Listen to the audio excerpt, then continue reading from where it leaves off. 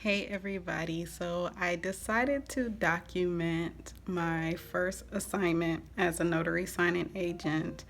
Now, this has been quite the journey. I began getting certified in July through the NNA, or National Notary Association, and I began watching like a flood of videos on YouTube explaining how to go about doing these assignments. Now, first and foremost, let me take that back and go step by step for those of you who may be interested in doing this and want to know in details of what exactly was the process. So first, I went through the NNA to become a notary. Then I started doing research and found out, like, in my state, notaries, state of Ohio, notaries can only charge up to $5.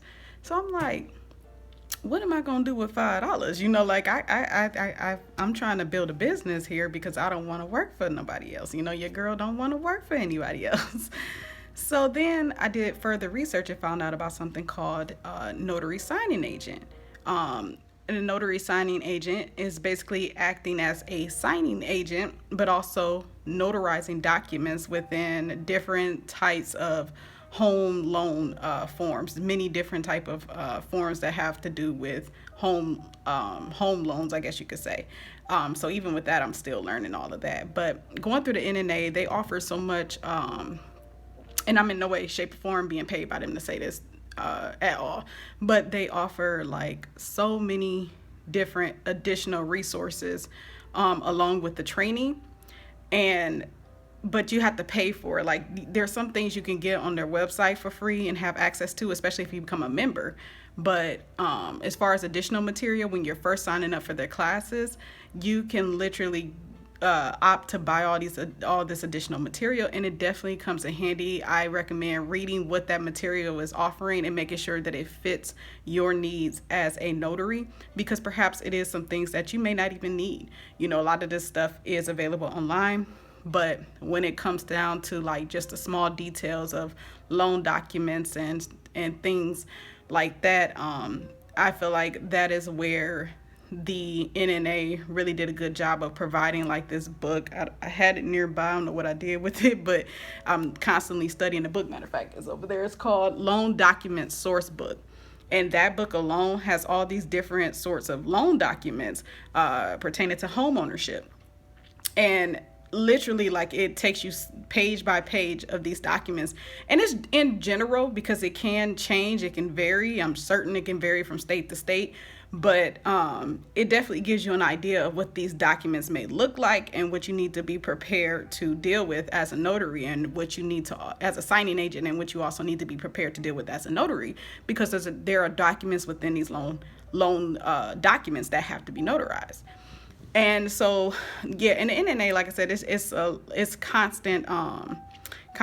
It's endless sources of information. Not to mention, you have access to them as a member. I know you have access to them to get questions answered. But also, there are so many people on YouTube, so many you people on social media in general, who are doing this very same thing, and they're offering some of the information free, some of the information you may have to pay for. And a lot of them have groups, Facebook groups and things like that you can join, or you can simply just subscribe to their YouTube channels and get this information. But what I said, after watching so many videos, after going through my trainings, after getting certified, etc., I said to myself, when I finally get the nerves to accept an assignment, because I noticed that I am not the only one that has been struggling with accepting an assignment and getting started. I am so terrified. But at the same time, I'm like, girl, you, or woman, you want to do this. You deserve to do this, and you can do this. You've soaked up all the knowledge that you possibly could at this point, and whatever else you don't have at the moment, you're going to get along the way. And yes, it's going to be scary because no one is holding your hand. See, I'm used to being hired, and I'm used to having someone over me to guide me and tell me, like, what to do and what not to do. But I got tired of that, and with wanting to be my own boss, I know that term seems saturated, but with wanting to do that, that comes with a great responsibility of having to hold myself accountable and be brave and be bold and step out here and take these assignments and get this work done and rely on myself to find the answers. And when I don't know the answers, I have to be the one to go find them. It's not me having to wait till someone else tell me. Like, I have to literally get up and have the discipline to find the answers myself. Not to mention, if I mess up, I also have to have the discipline and the accountability to say, you know what, I did this wrong and I had to figure out how to do it right and make sure I don't do it wrong again. And I think that's probably one of the scariest things, you know, getting out here and knowing that you can possibly make a mistake. And who wants to make a mistake? You know, no one, I don't think anyone deliberately just want to screw up somebody's stuff. So it is that factor of being afraid of doing something wrong, not only messing someone else up, like say the borrower or the signer, but also messing your own self up. Like, you don't want to mess up your brand, you don't want to lose your certification, etc., etc. But at the same time, you'll never learn if you don't get out here and do it. And I'll say this, you'll know when it's your time. You'll know when you need to get out there. And sometimes you just got to hit that accept button on that assignment. You just got to go, doop, don't even look at it, just doop. Because if you keep staring at it like I did for a while, for weeks now, you'll talk yourself out of doing so. So anyway, I just did it this morning. But I took my time. So like I said, we're here in the month of September 10th.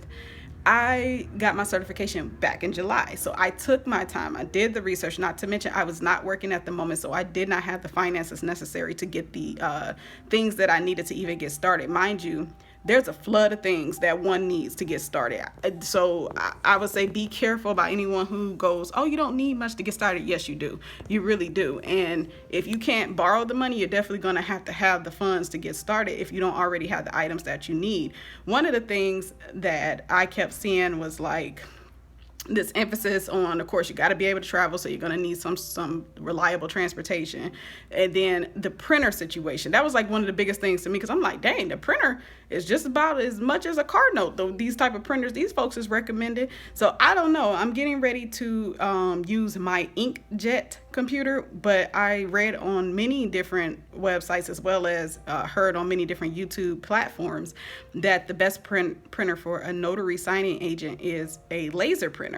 So, you know, like it's those little things that has me going, well, I don't have that, but I do have this. So at the least I have something for now to get me started, because if I don't get started, I'm not going to make the money I need to continue, or even, you know, to even start, or whatever the case may be. I have to get started to make the money that I need to get the better equipment. However, I do understand there are some things that you just absolutely have to have in order to do this. Like, you got to have a printer regardless. Like, you got to be able to print these documents. And because these documents are so confidential, so sensitive, it is not recommended to go to a public place and use those printers. It's not even recommended to use other family members' printers. So yeah, you really have to do your research as far as what you need to get started, so that you can make sure when you get started, you are equipped with what you need, and you don't hit a stumbling block where you go, oh my gosh, I don't actually have that, and I don't have anything to substitute it with. What am I going to do? Like, you definitely want to do that research. But once you get all of that out the way, which I feel like I said, I took my time clearly. Once you get all of that out the way, you know, you would know. So I'm not going to sit here and go, don't overstudy. Like, don't overstudy, and don't let that keep you from getting started. You would know. You will know when you, like, okay, you watching videos, and before that person that's advising you about or advising the public about notary signing agents and their duties, you'll know when you're able to complete their sentence while they're talking, or before they even say it. You're like, I already know that. And the more you start to say, I already know that, I know this, it's like, what am I waiting for at this point? Because I actually do already know this. This is someone seasoned, and they're saying the very same things I already know. So now I know I'm ready. So that's it. I got my first assignment through Notary Dash now. Or Coast to Coast sign-in, but it's like when I click on the assignment, it always takes me to Notary Dash. I will say this, I am someone who is clearly on NNA website.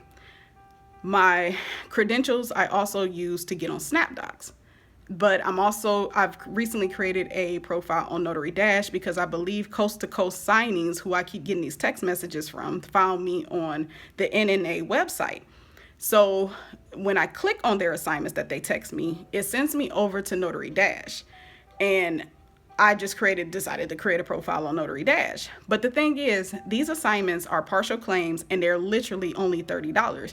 Now, there is a mixed bag when it comes to charges. There is literally people on here who advise on social media. When I say on here, I'm looking at my computer, on social media, who advise notary signing agents on how to charge for their assignments.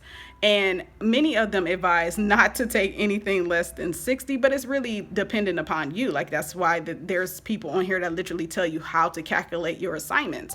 So with that being said, what I kept noticing in some live streams of certain notaries, notary signing agents, was that people were in the comment section like, there is always this one company and they love to try to charge you just $30. Like, they love to not charge you, but love to try to offer just $30. Do I accept it? As a new person, do I accept it? And, if you got to ask, should you accept the amount, you clearly are new, which I was one of them. But before the main answer I kept hearing people say was like, that's too low. This is what I charge. And chances are those people that are saying that are probably people who've been in the business and who have experience where they can charge that much.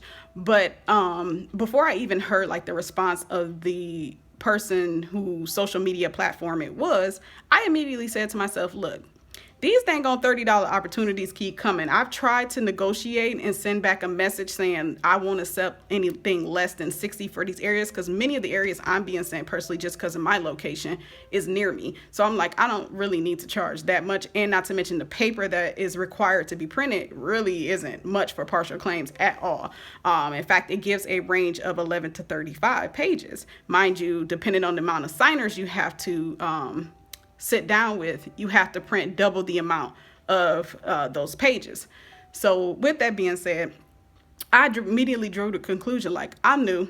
Okay, these assignments that they're sending me, coast to coast signings, are literally nearby. Not to mention, it's not many pages that need to be printed. So I don't have any experience, and I really, really need to get out there and get it.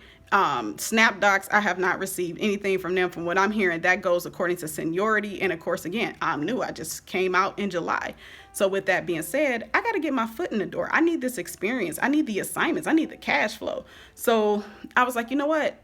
Me personally, I get what everybody is saying. And trust me, I was the same way, because I attempted to negotiate with them and I ain't hear nothing back. They never contacted me back in regards to my negotiations of $30 more. So they must have found somebody to do those assignments for $30. But I was like, you know what? I don't want to keep declining it, because I need the funds and I need to get the experience. I have to get my nerves out the way. I have to know what this is like. I have to say that I did it so that I can keep doing it. And that's what I did this morning. Like, I literally just pressed the accept button on another assignment that's literally nearby, another partial claim that's about according to the website, allegedly 11 to 35 pages long. And after listening to a particular YouTuber who was a seasoned notary signing agent, she said herself, partial claims do not take a long time. You're usually in and out with those. Now, that doesn't mean we should take it for granted. We should really look through the paperwork and make sure that we're putting our tabs, our sticky notes or whatever on the areas that need to be signed and notarized, so that we can make sure that we are completing those quick forms, because we don't want to just rush through it, taking it for granted and mess around and miss some pages and got to go back. That would be a hot mess. But at the same time, it's like, in my opinion, these assignments are worth taking for people that's new like myself and just want to get out there and know what this is like.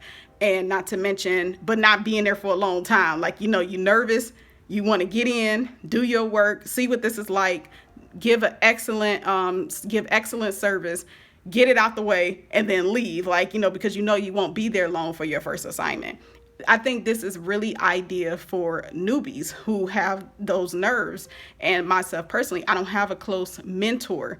I only have the NNA as far as reaching out to someone in order to get some answers, but I don't have a mentor, and I actually don't really want one because of the fact that there's so much free information on social media. I just personally don't feel like I need a mentor, but some people may need a mentor. But if you don't, like I said, this is a way of figuring it out yourself, getting out there. And I feel like the best, you can listen to people all day on social media tell you how to do it, but there's nothing like actually doing it yourself and seeing things that may have not been discussed on social media and learning or figuring out how to do it yourself, because now you're in that situation, you know firsthand. So guess what? When you get that knowledge, now you're able to put it out there for someone else and create a business off of that, because so many people are creating a business just off of having the knowledge and not even necessarily doing the work anymore, because them having the knowledge, they get paid more for having the knowledge than actually doing the work that they have the knowledge of. So one of the things that one of my favorite motivational speakers say, Les Brown, he says, you don't have to be great to get started, but you have to get started to be great. And that is a quote that just stays with me. And I'm like, you know what? That's an important quote, because myself personally, I constantly let fear get in the way of me getting started. And I want to be great. I want to, what my idea of greatness is. It may not be everybody else's, and that's okay, because this is my purpose. This is my journey. But my idea of what I can do, my belief in what I can do, my belief in what I've been put here to do is beyond my imagination. If I told somebody right now, they probably think I'm crazy, because I'm a single mother of 3 children, a melanated being, a female at that. Many people probably would go, including my own family. My own mother even has said things like, expressing doubt in what I sometimes shared with her that I want to do in this life. So with that all being said, I believe I can do these things. But what I recognize is I'm constantly letting fear and sometimes even that negative chatter stop me from doing so. So I have to push myself out there, because what I do recognize is, while I'm not where I want to be as far as perhaps knowing it all and the things that I want to do, at the same time, I can't get there. I can't get to that greatness if I don't at least get out there and try. And it's about more than just trying. It's about doing it. Getting out there and doing it, because there's nothing stopping me. I'm still breathing. I'm still waking up each day, thankfully, at least up until this point.